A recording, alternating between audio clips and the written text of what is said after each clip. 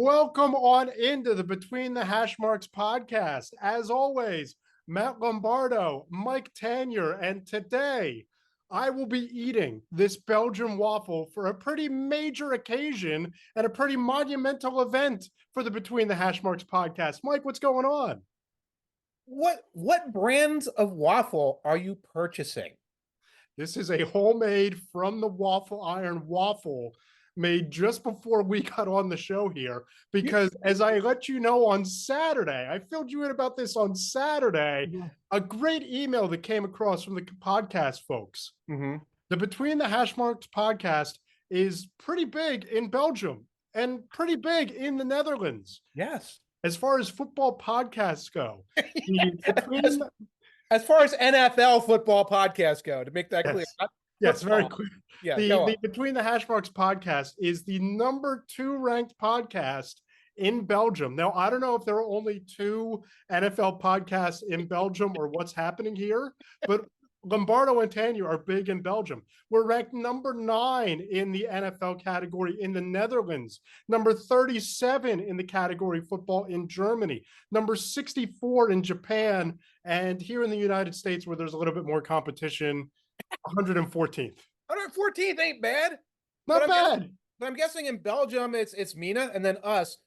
And there's a couple of things I want to point out. First of all, we know very little about Belgium besides Jean-Claude Van Damme and waffles. But secondly, when we said let's eat waffles on the podcast, and then we said right before we went on, hey, let's take a couple minutes to cook a waffle. Yes. I assumed Lombardo meant grab an Eggo, grab an Eggo out the freezer, stick it in the air fryer, and then put some butter on it. You went and made a waffle?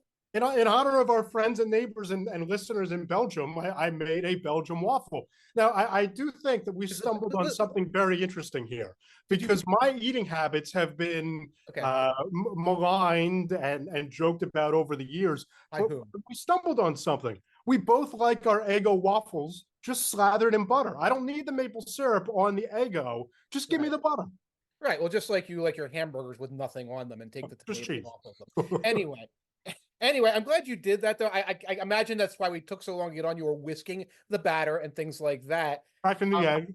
But you had to crack the egg, yes, and perhaps a little bit of cinnamon and powdered sugar in there. I don't know. But I'm glad, because the Eggo is a little bit of an insult to our Belgian listeners and viewers, because this is their culture we're talking about. So, worried that I might be a little insulting, I got something a little more traditionally Belgian here. This is Cinq Cent, 5 centuries, I believe that is.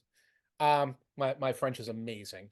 And I would be cracking this right now because I'm an empty nester, Matt. I can drink at noon on a Tuesday if I choose to without messing up a childcare situation.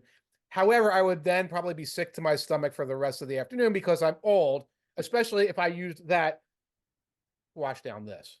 Yes, for sure. So thank you, a sincere thank you to our friends and listeners in Belgium. Don't podcast with your mouth full. I'm just going to vamp while you chew and swallow, and then you can introduce the next concept while I eat this. That's right. Take a big swing of the water. We have just lost all of our viewers across the world. Japan is right out. Japan just found that absolutely disgusting. That much like fried dough being stuffed in your mouth. But you're back now. You're ready to eat. Yes, and I can't wait for when we climb the rankings in Germany, because then we can bust out the imported German beers, like the one that I had in Epcot drinking around the world, that I have become a fan of and need to track down here in the beautiful Commonwealth of Pennsylvania to replicate the experience in Epcot, because it was a delicious stout. I'll tell you right now, Belgian beer, greater than simple German beer. Calling it. Sorry, German viewers. Don't get mad. I will say this, though. One thing that is not greater than right now is the Philadelphia Eagles secondary in 2024 compared to the secondary that finished up the 2023 campaign in Philadelphia. Mike, we could talk about every different angle of that Monday night game in Philadelphia, but the big takeaway for me watching that game is the final minute and 35 seconds where Kirk Cousins completed 6 passes, to drive 70 yards down the field without needing to take a timeout and Yeah. ultimately hitting Drake London for a touchdown. And the Eagles go from leading 21 to 15 to walking out that building 22-21 losers. Getting down the field, getting out of bounds twice. And you're talking about the secondary. Where's the pass rush?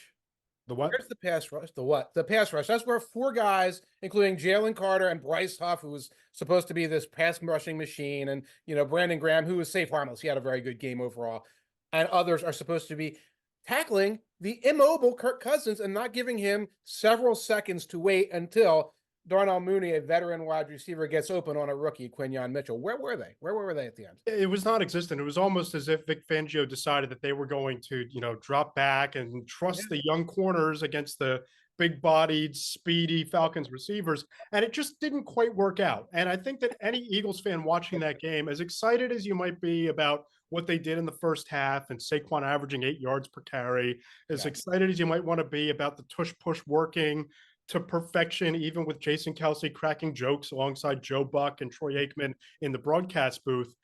The biggest takeaway and the most damning concern for the Eagles is that secondary is no better. It's no better with Quinyon Mitchell and Darius Slay than it was with Darius Slay and James Bradbury a year ago, and it came back to bite them last night.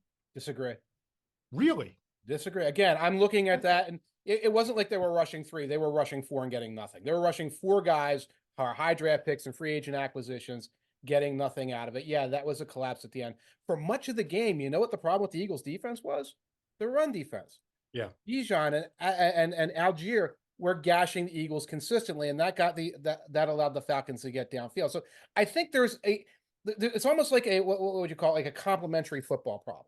Okay. Here are the Eagles getting to the red zone and not getting touchdowns. Okay, getting stopped on 4th down earlier, settling for a field goal, settling it for a field goal. I know you don't want to criticize Barkley on the drop because, No, he deserves a lot of criticism. You're paying a guy $13 million to make a catch in the flat who's supposed to be one of the more versatile running backs in the league.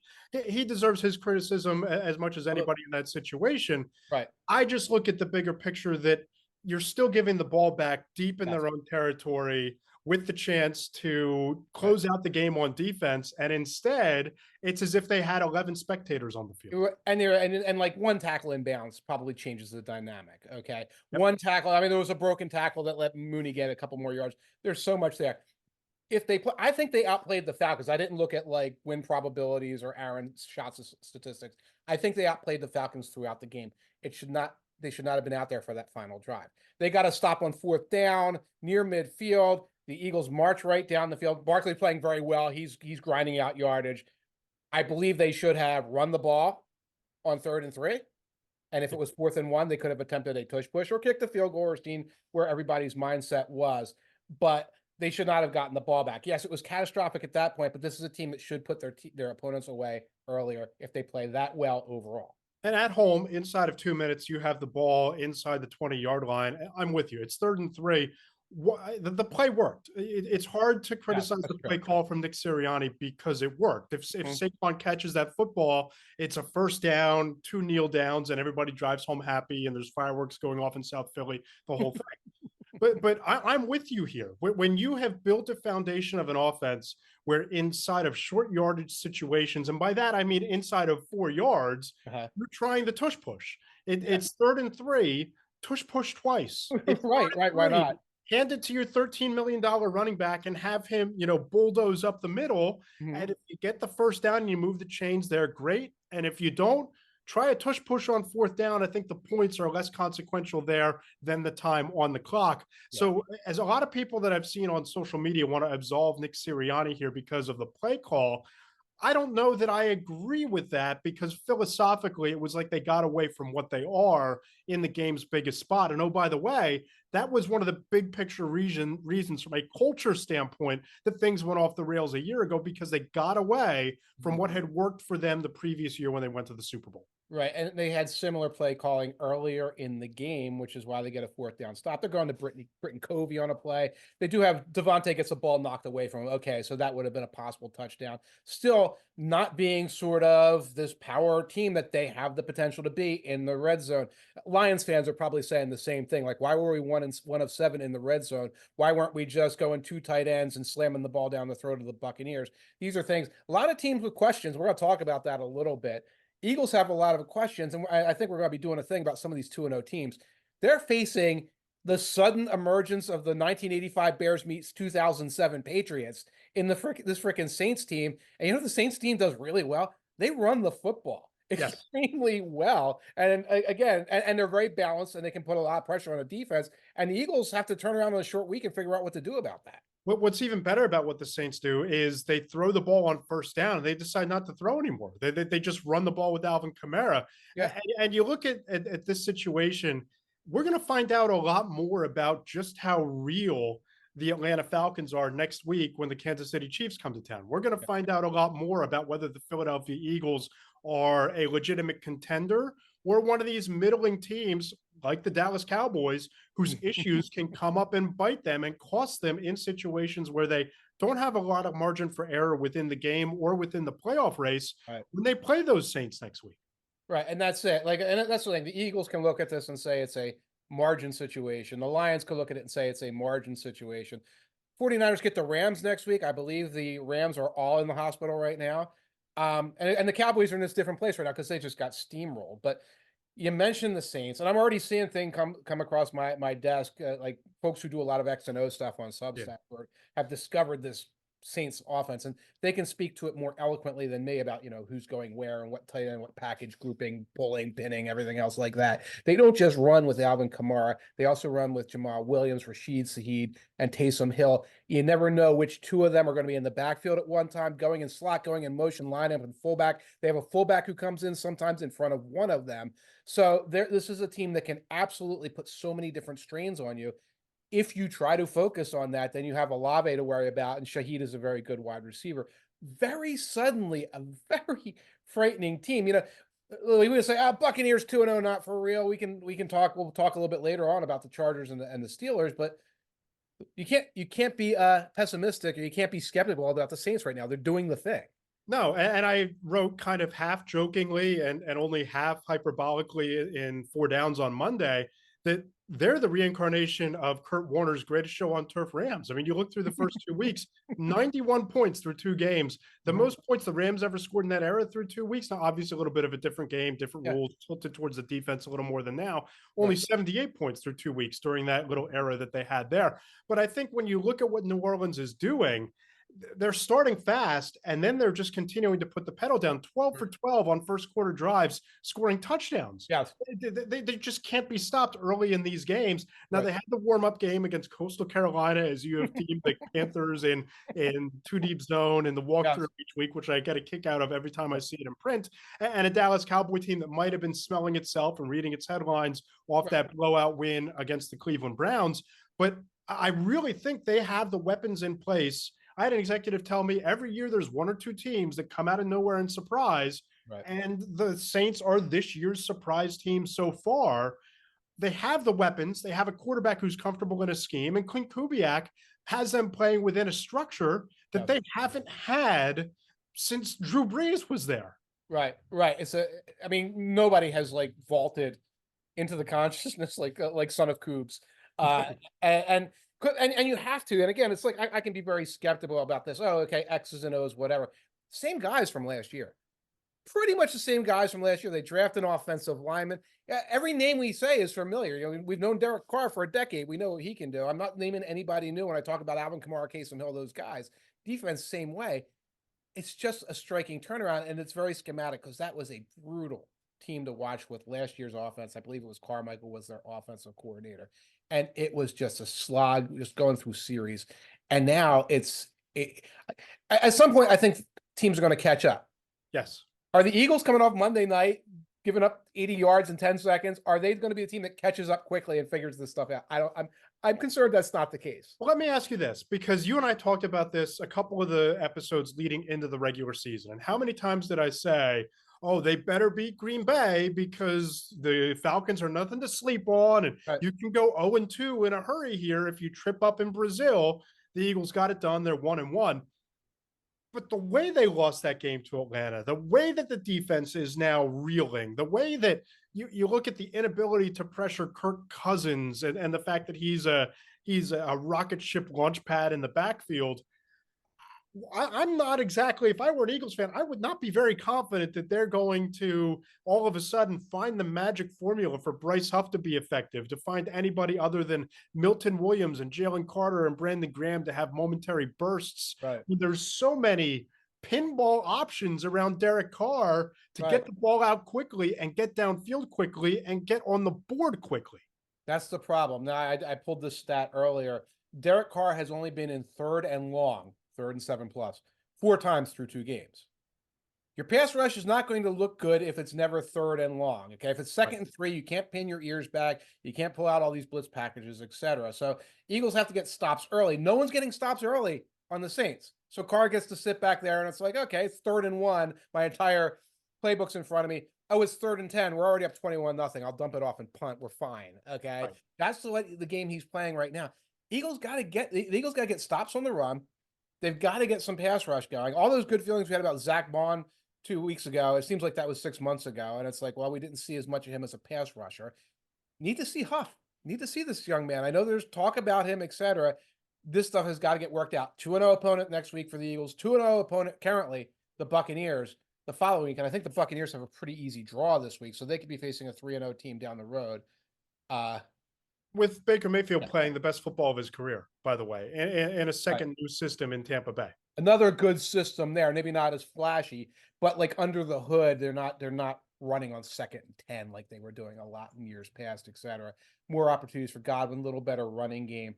They haven't played a lot yet. No, they could play the Lions. I'm going to take that back. They beat the the circular Lions. game last week, and it lived up to the hype. And Yeah. Baker Mayfield rose to the occasion with those 2 11-yard scrambles. You know, Right. let's switch gears and talk about some of these other 2-0 teams other than the New Orleans Saints, because I look at the Buccaneers now. You put them legitimately in the playoff conversation, in my opinion. Yeah. You saw me chewing, man. Are you right? You saw me chewing. That's your fault for diving into the ego. All right. But the Buccaneers, you look at Baker Mayfield, right? You look at them getting their weapons involved. You lose Vita Vea early in that game, and you still win against a team that loves to pound the rock. That's a character-building team for Todd Bowles' Buccaneers going into a springboard now at 2-2. It is. It's a resilient, it's a toughness win. It's a reminder how many of these guys have Super Bowl experience that are still running around that roster, that have like that Brady era experience about them. I look at that game as so similar to the Eagles game last night, because the Lions were at the 15-yard line so many times. I believe it was 1 of 7 for touchdown conversions in that game. So you have a team that's in the Lions that are marching down the field and getting away from what they do right, having some execution errors also, and the Buccaneers take care of business. You talked about what the Buccaneers did. It was a couple of big scrambles. Godwin gets open on the wheel, and Mayfield connects with him. Mayfield's playing very, very well. Overall, I think they're playing very good complementary football where what's working works in harmony with each other. And they're facing opponents that the expectations are high, and their moments of brilliance don't turn around and turn into these big plays. I can't put the Buccaneers in that conversation yet. Not with the Saints looking like they're going to run away with that division. So the division title right now, you say, well, that's going to be the Saints, the way things are going. And then you got the Falcons, who are clearly a tough out. But Buccaneers get the Bo Nix experience. Lieutenant Beauregard sideways, and his all sideways passing attack is coming. So that could be 3-0 right there for the Buccaneers. And then you have to take them more seriously. I don't think anybody pegged the NFC South as being the most competitive division in football, but we're staring down the barrel at potentially 2 3-0 teams, going into week 4, and who knows what happens in Atlanta with the Chiefs coming east. Revenge of the journeyman quarterbacks. Yes. Revenge of the forgotten quarter. And Andy Dalton's now in there. They're all the forgotten quarterbacks. They put together a super team, and they go out there and beat us with exceptional ordinariness. For sure. And you look at the 2-0 teams, which team impresses you the most based on what we saw on Sunday? The Bills. Yeah. I guess that counts as third.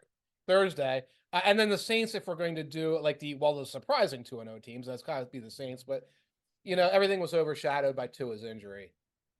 That Right. game was firmly in hand when Tua got hurt. The Bills were destroying them. The Bills, I talked about this on past podcasts, except for the first quarter of week 1, have just been absolutely top to bottom. Offense, defense, special teams, run defense, run offense, pass offense. Super balanced, super dominant. For sure. And I think that when you look at what's impressed the most outside of New Orleans, because we spent a lot of time talking about them, and that's probably rightfully, in terms of offense and complementary football, the most impressive thing, at least early on, that we've seen. Yeah. I think that the Kansas City Chiefs Mm. passed a really big test, as big a test as you can have in September for a team looking for a Super Bowl three-peat. They came from behind, they weathered a couple of different storms, overcame two different Patrick Mahomes interceptions in that game against Cincinnati. You talked about last week the Bills needing to show that they could come together and win using a team effort and not necessarily Josh Allen playing hero ball, which they did against Miami. It became the James Cook show. Yeah. I think the Chiefs, in terms of the defense and in terms of needing to win with Mahomes not playing his best game, Right. I thought that was one of those come together as a team type of moments in a game that watching it felt like it might as well have been an AFC divisional game or championship game based on how it played out and against that opponent with Joe Burrow starting to really get rolling. And they survive, and they're 2-0 against two teams that, at least before the season, you thought would make deep playoff runs and still might in the AFC. The two teams that they seem to face every year in the playoffs, often the AFC Championship game, they beat them both. And again, they win with defense in those games, etc. The Pacheco injury is Huge worth loss. monitoring. This is not a team that is full of depth at running back. Clyde Edwards-Helaire, personal issues on the NFI right now. And so they have Samaje Perine. They've got the kid Carson Steele. You got to have something at running back.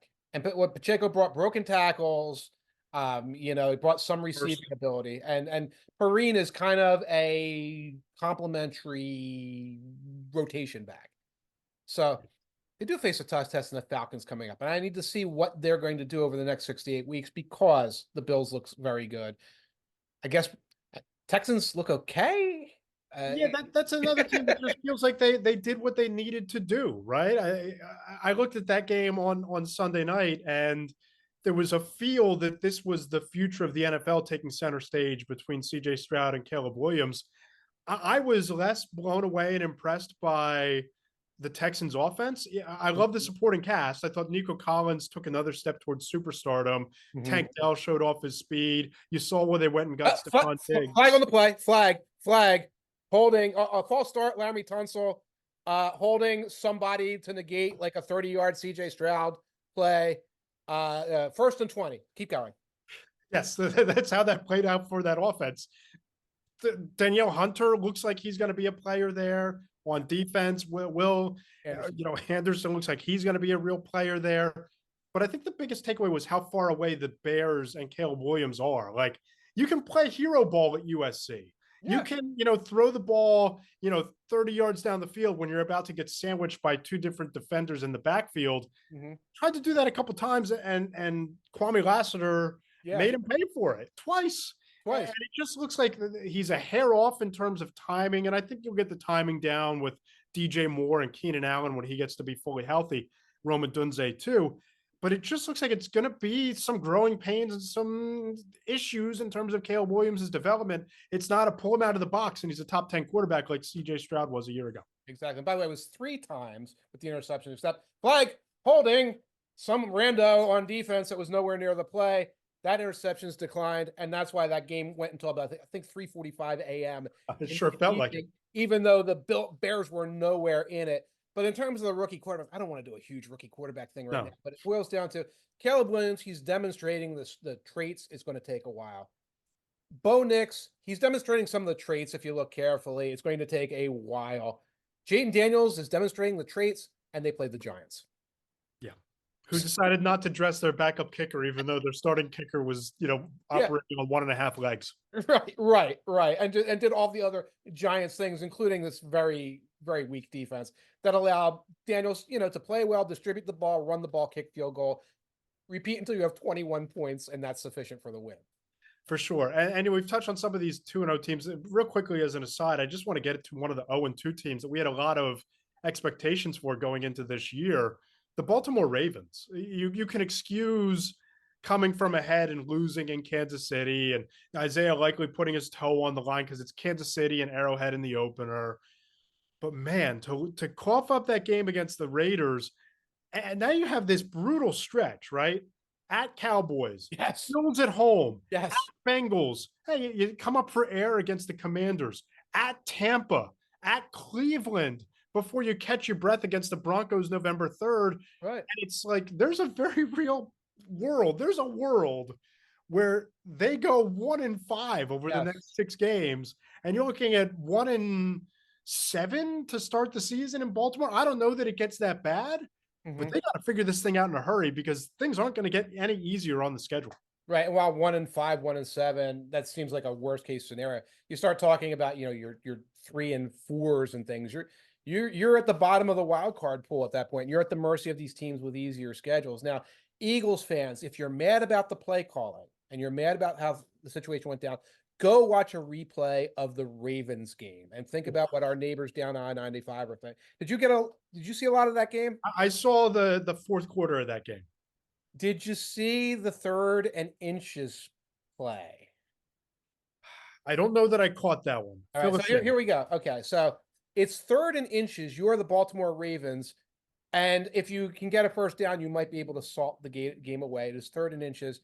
Baltimore Ravens roster. Matt Lombardo, what do you call? I give it to Derrick Henry and have him just, ramrod it up the middle. Derrick Henry, you mean the guy who's a known short yardage back that you spent a lot of money on? Yes, that same Derrick Henry who bulldozed from the Wildcat into the end zone in the 3rd quarter. Yes, that Derrick Henry. Okay, well, what if, now just speculating here, what if we run a tush-push direct snap play to Isaiah Likely? Why? Okay. Why? Now, hear me out. Now, since Isaiah Likely is calling for the snap, it's a totally different cadence Yes. to what you're used to, which means a guy might jump off sides, making it 3rd and 6 and turning an easy conversion to a hard conversion you miss. What do you think? What do you think of that play call? I don't love it. Even at home, I don't love it. Not with the personnel, not with, oh, by the way, my quarterback's Lamar Jackson. Yeah. Who should be able to execute a quarterback sneak. Right. But if I don't want to put him at peril, I can hand it off to Derrick Henry, who Right. earlier in the game showed you that he can be a short yardage battering ram. Exactly. If you don't want to put Lamar in peril, he can give the handoff and then run the bootleg on the side or do it from the shotgun and then run the thing. And like 2 linebackers are chasing him. Yes. So it makes it easier for Henry. There's a lot of things that you can do that is not a tush push to a tight end. For sure. I agree. And there's a lot of issues there in Baltimore now in terms of needing to come back from this and keep things together with a really difficult schedule. Who's the biggest surprise 2-0 team in your opinion? So surprise 2-0, have to go with the Saints. Just about everybody else. I think we're going to talk a little bit about the Steelers with our guest later. Yes. But I'm going to say something right now about the Steelers and the Chargers. I kind of love watching them. Yeah. I kind of love watching them because it's 1974 all over again, and it is the most primitive brand of football in the world, and I kind of dig it. Yeah, you watch the Steelers, and it's like, okay, how many times is TJ Watt just going to destroy the play today? I mean, it's just like you could set your watch to it, whether it was the opener in Atlanta where he had 2 or 3 tackles for loss and a sack and, forcing a fumble in the biggest moment of the game, or on Sunday afternoon, it goes on the road and does it again in Denver. It just looks like TJ Watt is on that ascent to making a real run at yet another Defensive Player of the Year award. And in Los Angeles, that's probably my biggest surprise 2-0, just because of how quickly the culture has taken root and the game plan has taken root with Jim Harbaugh and the Chargers. It helps that Justin Herbert is healthy. But by the way, before we go any further on the Chargers, what in God's name was Justin Herbert doing in the game in the fourth quarter against the Chanticleers of Coastal Carolina with a 3-touchdown lead? He ended up in the medical tent, and then they put him back out there. This is how you get people injured. We saw it in Los Angeles a couple years ago with Justin Herbert and with Mike Williams. We saw this happen. If you're Jim Harbaugh, I don't care what you're trying to build. I don't care what message you're trying to send. When you have a 10+ point lead, if you've already cashed out your bet on bets 365 when you're up by 17, get your quarterback on the bench. Put him in bubble wrap. You're in no danger. You know, I saw you saying that on Threads during the games, and I wasn't focused on that one. I'm like, okay, Matt. I mean, it's 23-6 or whatever it is. I know it's the Chanticleers, but you got to keep your quarterback out there. Then I was doing the rewatch, like, oh wait, he went to the tent. Herbert Yes. went to a tent. He's got an ankle. But yeah, then absolutely, it's like we don't need you. All we're doing is handing it off to J.K. Dobbins and to Gus Edwards over and over again. It's fine, but you know, Harbaugh probably wanted to grab a helmet and go out there himself Right. and run things a little bit. And they probably told him, no, that's even more dangerous. But you know, I'm the culture of all that thing. It's Cro-Magnon football. They're facing some easy opponents. Their defense looks very good because it's just they're teeing off right now. And Bosa and Mac are both healthy, and they still have some left in the tank. That's great. I just enjoy it because it's not this thing where it's like, even though we don't have good wide receivers, we got to put our backup wide receivers out there and spread them out all over the field. And then, you know, Herbert's going to play hero ball, or Justin Fields is going to play hero ball, or Derek Carr is going to play hero ball. Like, no, no, no, no, no. We're going to get 1st and 10, then we're going to get 2nd and 4, and then maybe we get 3rd and inches, and that's how we're going to play. And it's refreshing right now. It is. And I think that one team where they're just looking up at the sky and trying to figure out how the heck are we 2-0 at this point, it's the Minnesota Vikings. You know, Yes. you lose JJ McCarthy going into the year, and who knows if he would have wound up being the starting quarterback. He probably would have at some point. Sam Darnold wakes up in Kevin O'Connell's system, and all of a sudden, all past sins are forgiven from his disastrous tenure and seeing ghosts against pass rushers of NFL seasons past at MetLife Stadium, from his disaster in Carolina. All of a sudden, they're 2-0 now. They lose Justin Jefferson, which could be cataclysmic for them. Sounds like a nothing burger. Everything's very encouraging right now. So Well, that would be good, and yeah. maybe you make a run at 3-0. But nevertheless, most importantly, Justin Jefferson might have avoided season-ending injury. We'll see. Yeah, But I'm blown away that they were able to not only pull this off, but do what they did by punching the San Francisco 49ers in the mouth and walking away and holding on, even though the Niners nearly came back and won that game. Character building win for the Vikings in week 2. Brian Flores' defense is very confusing. It's doing it's really, it confused Purdy. Yeah. Okay. And he has more to work with on his side of the ball this year. He's got some guys who are scheme guys that he likes and some younger players. I've had the Darnold in September. I posted stats last week about Darnold in September. Don't be fooled by September Darnold. When the leaves turn, Darnold turns. That's going to happen. But by then, they've got Addison back. They might get Hawkinson back. That they're you know, they're going to be a tough out at the very least. I think they're the team people thought the Bears were going to be. Yeah. I They're think you're right. like, oh, we can go out there with sort of a journeyman quarterback or a rookie quarterback in this case, and with these weapons and with this system, we can do a lot. The team, I'm like, how is this team 2-0? Is the Seattle Seahawks? Right. Right. I mean, okay, so you It's face just Geno Smith continuing the stock market trend, and up and to the right he goes. it's Kenny another one of his thing. It's another one of the extraordinary quarterbacks. This is going to be my late week column, by the way. He's extraordinary, and of course, okay. So they faced Lieutenant Beauregard sideways and the Broncos. They faced crash test dummy Brissett, Yeah. and another team with nothing but a running game. Like, oh, we got a running game. You do have a running game. You need everything else in New England. So they get these wins, but they won these games ugly. It's not like, okay, we're the Saints and we're steamrolling them along the way. They're playing down to their level. They're committing safeties. They're having a hard time executing on 3rd down. They're muffing punts. And yet, you know, Geno makes a couple of plays. Metcalf makes a couple of plays. Smith and Jigba is playing. I can't pronounce his name. You hit it. Smith and Jigba? Yes, you hit it right there. You watch enough Ohio State playing Penn State, so you got that name down. I've seen that nightmare a few times. Yes. Yes, for him just picking you apart with like 10 catches. Him and Marvin Harrison Jr. Yeah. So I see them in my nightmares. You've lived that nightmare a few times, and they're finding a way. And I believe they've got Skylar Thompson and the Dolphins. So you're looking at a potential 3-0 team here that I don't think is very good. No, I agree with you. And in the backdrop of there are suddenly some questions about the 49ers and some concerns about the 49ers with Christian McCaffrey Yeah. going on IR. And again, Jordan Mason, another solid performance, but you can't win with Jordan Mason alone. I don't think. With Jordan Mason, only have Brandon Ayuk and George Kittle and Debo. Not Debo. Debo Samuel looks like he's hurt, could miss at least this week. Okay. Trent Williams is starting to leak a little bit of oil. It looked like in that game against the Minnesota Vikings. Yeah. We all talked about this going in. I think, your biggest concern a couple weeks ago was who can stop the 49ers, or 49ers can stop themselves.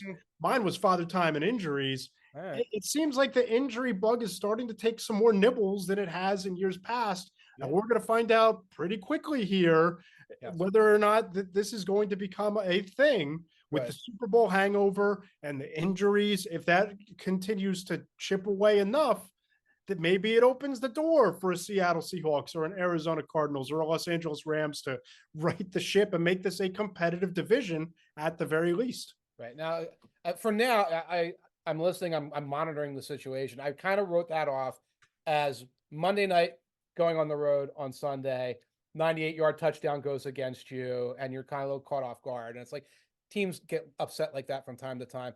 49ers get the Rams this week, and we already mentioned them. I have no idea who's left. It's Matthew Stafford is Omega Man at this point. He's Charlton Heston driving around, just smashing into things.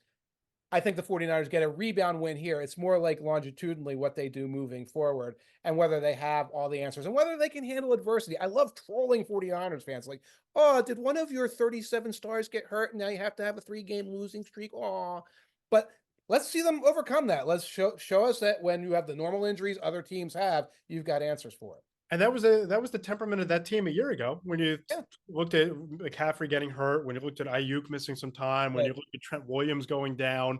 You take one cog out of the machine, and it sputters. That's just what they are.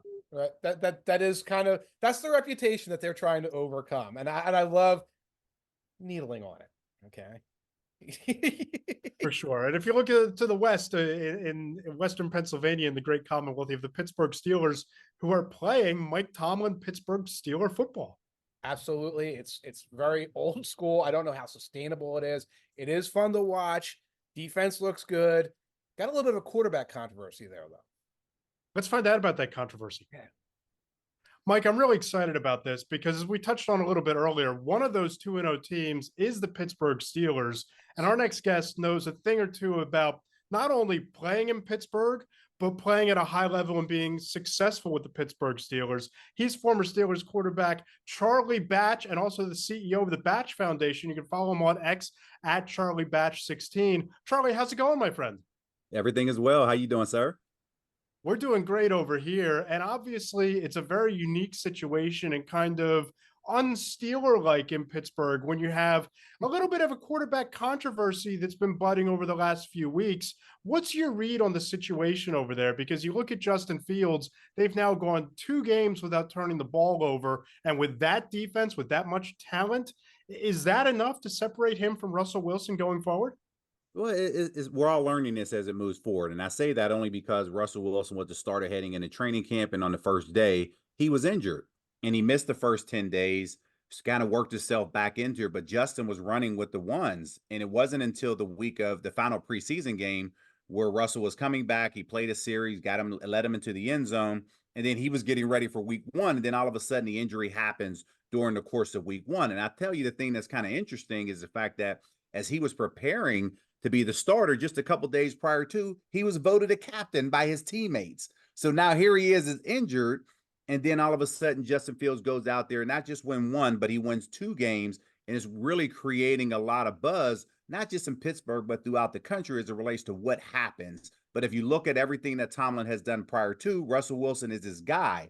But then if you look back at things that he's done in the past, mainly last year, Kenny Pickett was his starter, but he rode the hot hand with Mason Rudolph as they entered into the playoffs. So this is a very similar situation moving forward. And I think this question ultimately will reveal itself the moment that Russell Wilson is 100% healthy. And what is the Steelers' record up until that point? So there's a lot of moving pieces in this particular equation. You've been in the building with Mike Tomlin. How does he handle, say, the quarterback personalities and expectations and egos in a situation like this? Yeah, well, a lot of it's different, right? Because when Mike Tomlin inherited this team, Ben Roethlisberger was his quarterback. So you truly never really had to make that decision unless there was an injury that occurred. And then you're only riding maybe one or two games that the backup has to fill in, and then Ben comes back.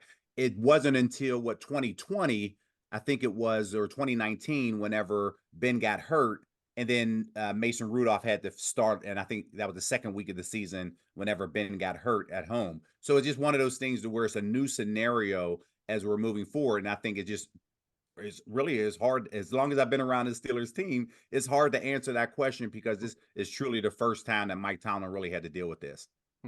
Now, Charlie, you're still involved, obviously, with the organization as part of the radio broadcast team and, post game shows. So you're around the building. You've seen a lot of practices in training camp. Is there something about Justin Fields' skill set, temperament, whatever you might want to call it, that might separate him from Russell Wilson? Because let's be honest here, if you're thinking ahead to the future, you have a 26-year-old quarterback who might have upside against a Russell Wilson who has the track record and obviously some veteran stability that Mike Tomlin might like. But is there something about Fields' game that might ultimately win him this starting job if this conversation comes to pass that we're talking about here?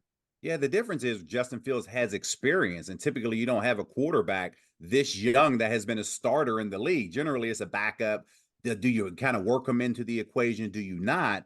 But the way that this scenario happened this offseason, where you were able to now really change the whole quarterback room from what it was in 2023 to now 2024 with Russell Wilson and Justin Fields. So, with that being said, that's the difference right now, experience, and him coming in here being able to lean on that experience, even though it didn't happen in Pittsburgh, but he still had it in Chicago and then ultimately here. That is the part that now is a little bit different because he's, his win and loss record is not there, but he still has shown the ability to do so, right? When you talk about over 2,200 yards rushing, being able to add that element to this offense that wasn't necessarily here in years past, somebody like Russell Wilson, who has the ability, who in the course of his career used the mobility as a strength. So it's just something that really, when you have a lot of that, I think Mike Tomlin was really looking for Russell to add and help that leadership role to help fill that void for Justin Fields for whatever and whenever he was going to be called upon. We just didn't know it was going to happen this soon. What do you make of Arthur Smith's offense? Your first impressions over the last couple of weeks? Yeah, it really is. It's surprising. And I say it's surprising only because they haven't been able to score touchdowns. When I watched them all through training camp, they're moving the ball up and down, using middle of the field. And then you get to week one and they don't use the middle of the field. And that reason being was because Jesse Bates in Atlanta, his experience with him. And he's saying, listen, I am not letting him disrupt the game because of Jesse's resume. When you talk about resume, over 100 tackles, or then you're talking about, I think it was over 200 tackles that he had over the last 2 years, 10 interceptions. So that element you're looking at and say, this guy is not going to disrupt the game. So you don't use the middle of the field there. And then you get to Denver, they're pushing the ball down the field using play action, but yet penalties negated a lot of those things there. So I think right now we're still scratching the surface as it relates to what Arthur Smith's offense truly looks like. I just want to see him get better in the red zone because up until this point, he's only 1 for 4 in the red zone. So they need more opportunities there. I think Eagles fans discovered Jesse Bates disrupting the game at the end of the fourth quarter yesterday. But yeah, what I've seen out of Arthur Smith's offense so far, a lot of 3 tight end attacks, a lot of like 2 tight end, 2 back, smash mouth football. Do you think that's sustainable, or do you think that that they plan to open things up as the season goes on? Well, I think a lot of that's going to be week to week, right? And especially when you get into the division, the weather starts to change. You want to see that kind of second half of the year, not necessarily now. But when you look at just the manner of the roster, you have Pat Fryermuth is here. Then you have a big body in Darnell Washington that can move people around 6'7", close to 300 pounds, and then shows his pass catching ability with the first touchdown catch of the year last week. This is something that he gets excited about, and they have a young guy, Pruitt, who was the third tight end here along with Connor Hayward. So there are a lot of options that he has. So he's going to utilize those three tight end sets, and it's just a matter of really just being able to pick those third downs up, giving yourself a new set of downs to seeing this offense flourish. So to your point of using those big bodies, I expect him to use a lot of that play action game and getting Freiermuth a lot more involved the more we get into the season. Yeah, and Charlie, we talked a lot about whether it's Justin Fields or Russell Wilson. One of the best friends for a quarterback, whoever it is a strong running game, right? I mean, you know that better than anybody based on some of the backs that you had the opportunity to play with in Pittsburgh. But there was a lot of talk going into this year that Najee Harris was in line for a diminished role, that Jalen Warren was going to become the guy, that perhaps since they didn't pick up the fifth-year option, this might be the Najee Harris swan song. Well, 2 weeks in and small sample size and all that, Najee Harris is the Steelers' leading rusher through the first 2 games of the year. Seems to be as big a part of the offense as ever. What have been your impressions of Najee Harris in this scheme, and what's been his biggest key to success so far this year? But for him, it's eliminating the distractions, right? And we hear it a lot, block out the noise and those type of things. But for him, he wanted a contract extension. You have 3 straight years of 1,000-yard seasons, and then all of a sudden you get to the point where the business now has to happen, right? The Steelers have to make a decision, and from an organizational standpoint, they did decline it. And then it allows speculation to say what happens after this year, right? So I think when you do that, those are things to where you had a report where Jalen Warren, it was like, hey, they want to see him more involved in Arthur Smith's offense, but yet he was injured as they approached the regular season. So that really never materialized, even though Jalen is starting to get back into the groove of things, and he's going to now play a little bit more of a role as that second back to Najee Harris. I think when you get to this particular point, Najee just putting his head down. He understands the economics as it relates to just the evolution of the running back in this league, and he's just trying to do his part, and that's helped this team win. And he has done nothing but be singularly focused on helping his team and hopefully bring another Lombardi Trophy back to Pittsburgh, because it's been a very long time. Even though we talk about it, we want these players to experience that, because quite frankly, that's how Steelers Nation was created, with the arrogance of winning the division and bringing home those Lombardi trophies. And when that hasn't happened, these guys now are starting to be chomping at the bit a little bit to say, hey, we don't have much time, especially when you have the strength of the team that they have now, and ultimately want to bring that vision home. And I'm hoping that they do it. And obviously the Steelers, the foundation of the franchise, right, is pounding the rock with the running game. You look at the defense, you have TJ Watt as dominant as ever, Minkah Fitzpatrick on the back end, Joey Porter Jr., playmakers at all 3 levels, Cam Hayward having a great year. You look at what they're doing right now. Is it just going to be about eliminating turnovers, running the ball, and playing stifling defense? Can that formula succeed in 2024?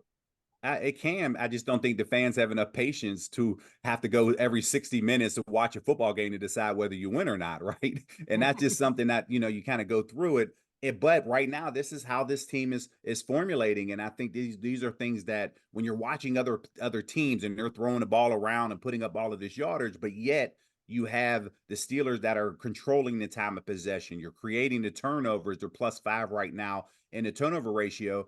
You just have to create and score touchdowns. If you're able to do that, then that allowed that separation to happen. But until then, right now you still got to make sure, because Justin, quite frankly, didn't know that he was starting until we're about, 7 to 10 days of the season.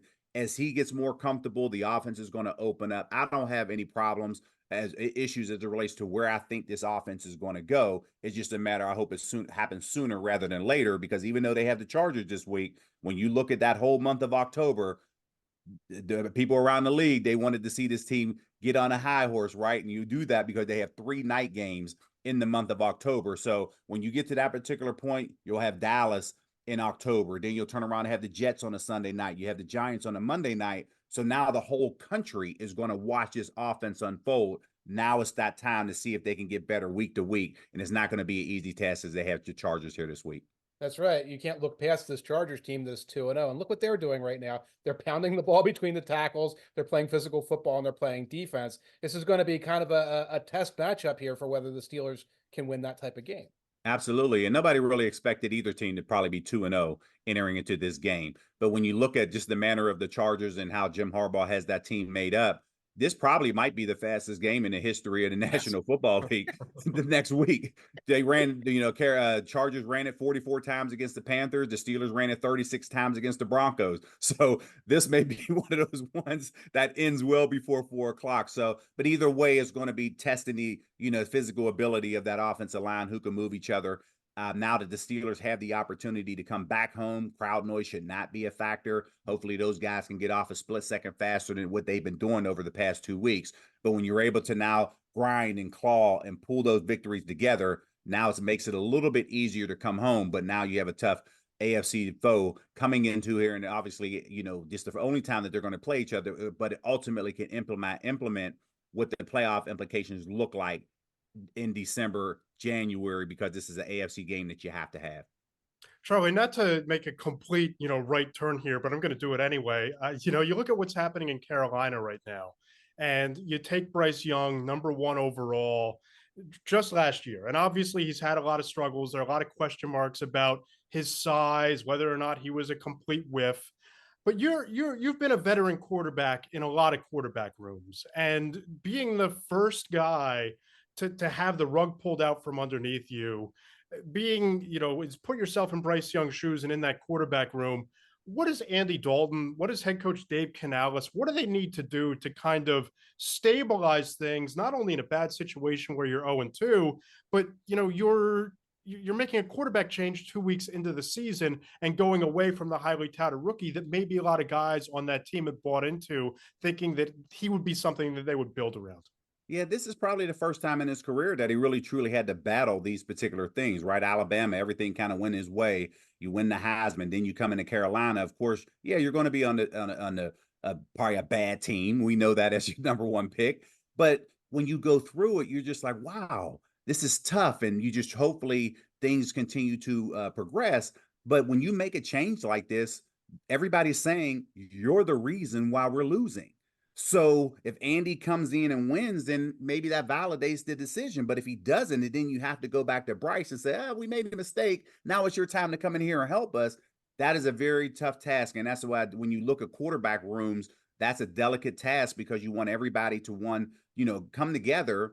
And ultimately, when you're the backup to a young player, you want to make sure that you're, delivering information that's going to help him succeed. But then when that doesn't happen, and now the backup coming in is a lot of things. You're turning over a lot of rocks right now, trying to keep that team together. And it's going to be up to the coaching staff to see if they can do that, because ultimately right now you made a decision and you hope that everything pans out in the manner of making that decision that they made going to Andy Dalton.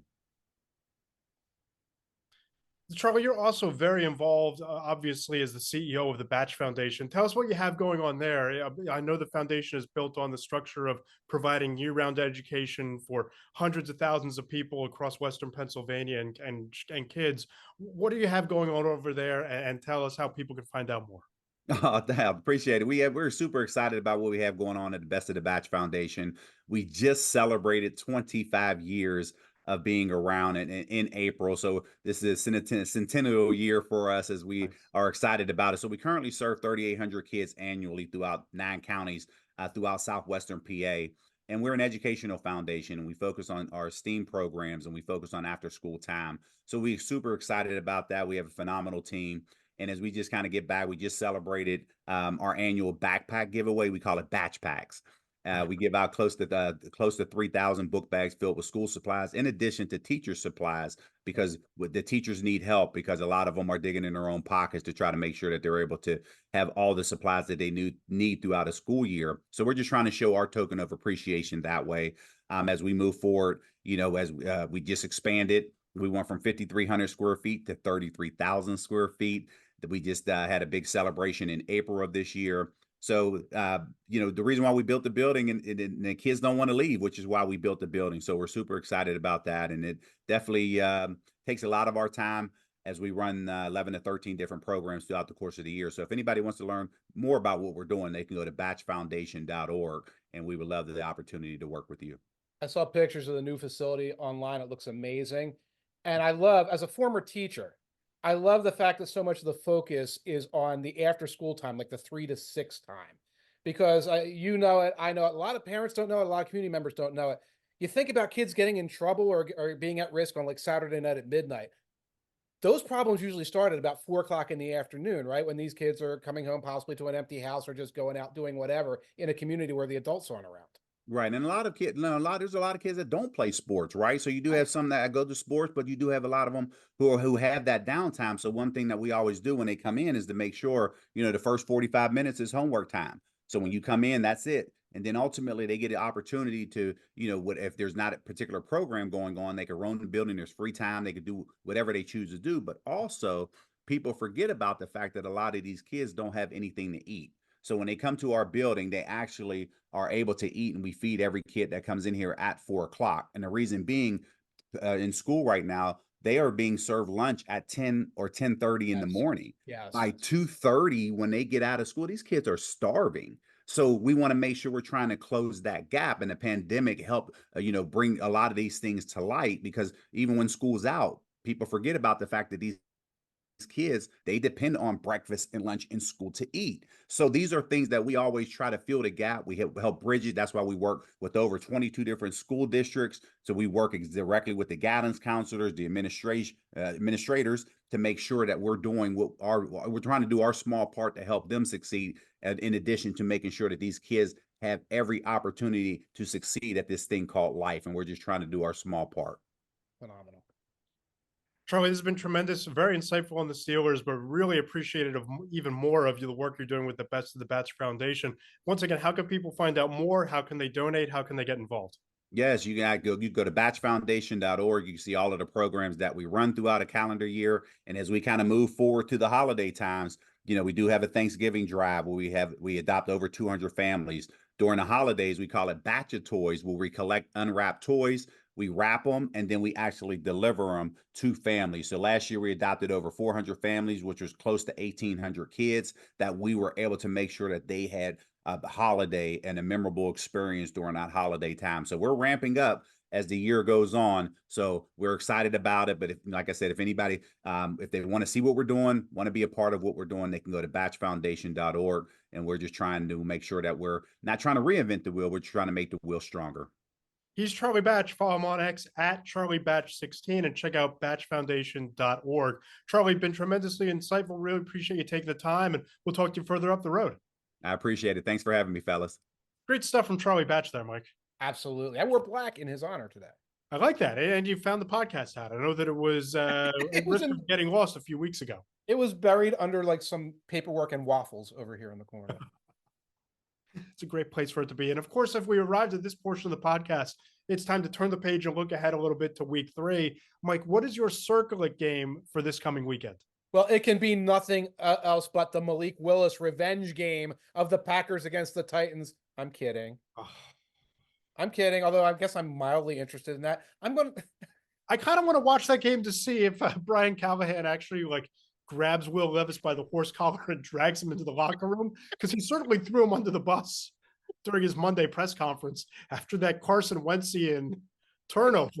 I don't know that I've ever heard a head coach call his starting quarterback dumb, but here we are. Son, what is your major malfunction? That's kind of like the attitude he was coming out with that. Oh my God. Yeah. And I want to see if LaFleur calls any pass plays. I got a big under. I got 135 under passing yards for Malik Willis last week, and I nailed that sucker. Nice. Great call. Plus 200 or something like that. Every time there was a screen pass, I was having a panic attack. Oh no, he made a man miss, 8-yard screen pass could have destroyed me. But I'm going to go with one we talked about a little bit. We got the Vikings against the Texans. We've talked about both teams earlier. I need a more consistent, less penalty prone game from the Texans to feel comfortable putting them up in that Bills category. And no team should be able to overlook the Minnesota Vikings at this point. Again, they have the scheme. Darnold's playing well right now. It's different if Jefferson's out, but I think Jefferson's back, and that's going to make this a tough out for the Houston Texans. What about you? That's a great game, but the one that I have circled on my calendar is Ravens at Cowboys down in Arlington, the scene of the crime from the first-degree murder committed by the New Orleans Saints at Jerry World last week. This is fascinating for me. It's now or never for the Baltimore Ravens. Yes. And as much of a fan of chaos theory as I am, I kind of want to see what happens if they open up 0-3, because it is just not gone the way that John Harbaugh and Lamar Jackson expected. And on the flip side of that coin, this is a lame duck year in Dallas for Mike McCarthy. They're 1-1. They took care of business on the road against Deshaun Watson and the Browns. What do they do here? How do they respond after being systematically dismantled by the Saints in their own building? What's the response? How do you climb back? How do you bounce back from that? What does Dak Prescott do? Does that defense, does Micah Parsons or DeMarcus Lawrence decide to put on a uniform on Sunday? That's the game that I can't wait to see. Yeah. You referenced greater chaos theory. You know, you want to see the Ravens go 0-3 just to see what happens. I think they pull together with 25 years of institutional experience and pull themselves together. If the Cowboys go 1 or 2, that's going to be Troy coming in with the pizza and the entire room is on fire. That's what that's going to be. So I will be. That's a great circlet game, but I'll be looking for the Ravens to bounce back a little bit just to see how the Cowboys respond. It's going to be a lot of fun. Mike, this podcast was a lot of fun. Thanks to Charlie Batch for joining us of the Batch Foundation and talking Steelers with us and being insightful. Thanks to all of our friends in Belgium for pushing us up to number 2 in the podcast rankings. A little bit of housekeeping for you. If you enjoyed the podcast, please subscribe in the Apple Podcast Store. Leave us a 5-star review. Rate us 5 stars. It's a huge help. It helps boost the show in the algorithm, helps people find us. And even if you want to blast us in the review, make fun of us, rip us, please. We'll read it on the show.